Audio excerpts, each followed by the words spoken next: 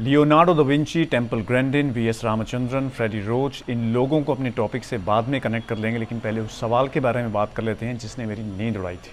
और अगर आप भी डीपली सोचें तो शायद आपकी नींद भी उड़ जाए। हम अगर अपने एम्बिशंस, नौकरी, बिजनेस, अमीर होना, दुनिया की सैर करना, एंड एडिक्शंस, टोबैको, अल्कोहल, अभद्र चलचित्र, you know what I mean, revenge को अगर साइड में रख दें तो हम यहाँ करने क्या आए हैं यार?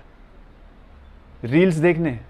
तो मैंने ये सवाल कुछ लोगों से पूछा जिसके जवाब बहुत मज़ेदार थे, जिनमें से कुछ ये हैं। किसी ने कहा कि वो ज़िंदगी जीने आया है, किसी ने कहा वो यहाँ दुख भोगने आया है, किसी ने कहा वो भगवान को पाने आया है, किसी ने कहा कि उसे यहाँ किसी की हेल्प के लिए भेजा गया है, ऐसा उसे लगता है।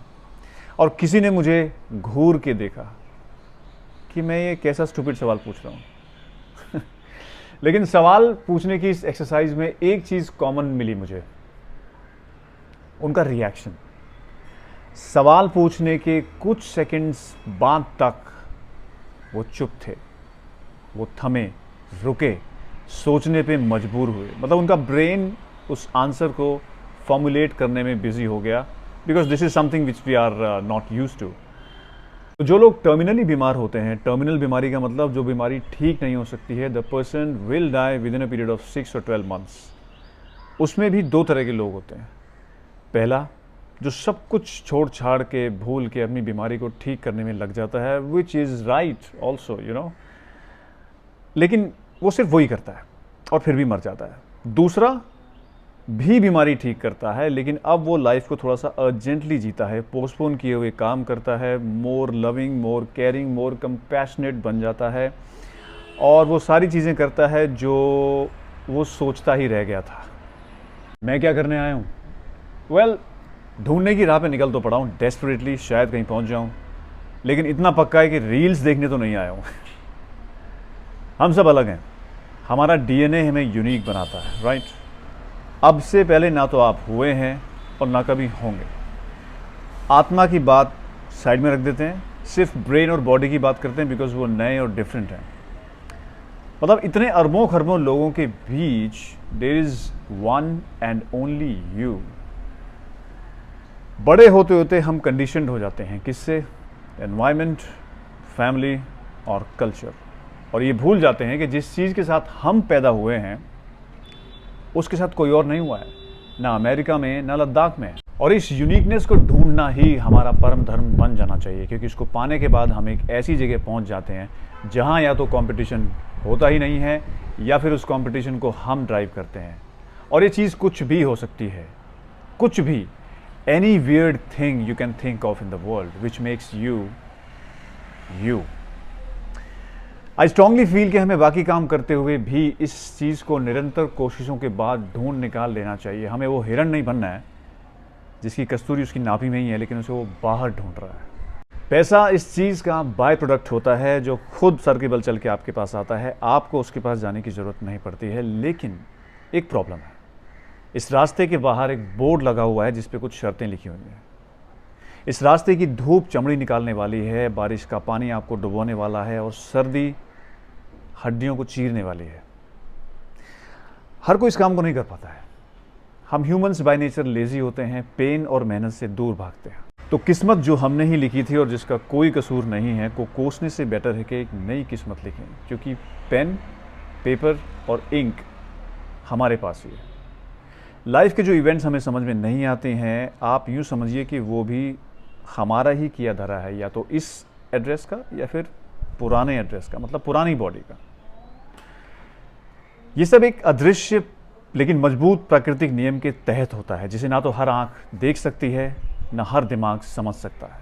अब आ जाते हैं उन लोगों पे जिनके नाम से मैंने ये वीडियो शुरू किया था। घर पे बैठ के पेंटिंग करना एक अलग बात है, लेकिन जंगल के बीचों बीच जहाँ बहुत सारा खतरा है, घंटों वहाँ बैठे रहना, प्रकृति और उसके रंगों को निहारना, ऑब्जर्व करना, और फिर उन रंगों को अपनी पेंटिंग में उतारना, इसके बाद भी चैन ना पड़ना। Architecture, sculpture, anatomy, hydraulics, military engineering को भी एक्सप्लोर करना, ये सिर्फ लियोनार्डो दा विंची ही कर सकते थे। आपको शब्द समझ में नहीं आते, आपको तस्वीरें समझ में आती हैं, लेकिन किताबें तो शब्दों से ही बनी है। पढ़ाई कैसे करोगे? आपको ऑटिज्म है, लेकिन आपने मेहनत की, अपने ऊपर काम किया, स्पीच थेरेपी की, और एक अजीब सा ही इंटरेस्ट पैदा किया। लाइव स्टॉक मतलब जो डोमेस्टिक एनिमल्स होते हैं, गाय, भैंसें, घोड़े, उनके लिए ह्यूमनाइज्ड शूट्स बनाए, मतलब जो पतली लेंस के जो पाइप्स या लेंस या जगह होती हैं वहाँ वो कंफर्टेबली चल सकें, वो आपने बनाए। आपने ऑटिज़म पे और एनिमल कंफर्टेबिलिटी, उनके बिहेवियर पे बहुत सी किताबें भी लिखी। ऐसा सिर्फ टेम्पल ग्रैंडिन ही कर सकती थी। है ना वियर्ड कॉन्सेप्ट और इंटरेस्ट। आपके पापा आपको बॉक्सर बनाना चाहते हैं, आपको बॉक्सिंग कोचिंग इंस्टीट्यूट में डालते हैं, कड़ी मेहनत के बाद आप बॉक्सर बन भी जाते हैं, लेकिन जब जब आप मैचेस खेलते हैं आप हार जाते हैं।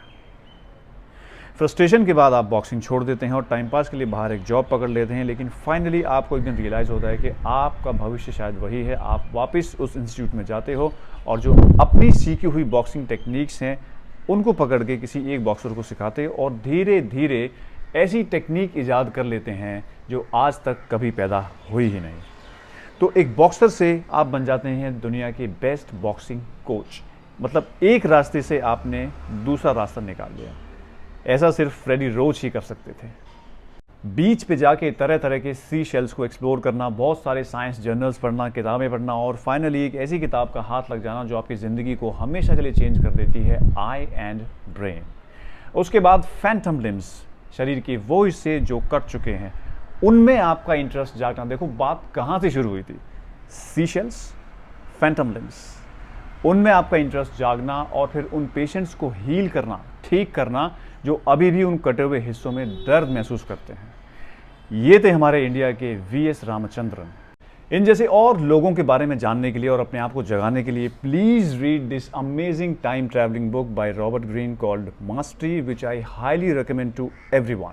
आप यहाँ क्या करने आए हैं जैसे सवालों को पूछे जाने के बाद का जो ठहराव और पॉज है, उसको यूज़ करके अगर काम किए जाएं तो ज़िंदगी का नक्शा कुछ अच्छा बन सकता है, नहीं? You are exclusively premium and one-time offer, so please make the most of you.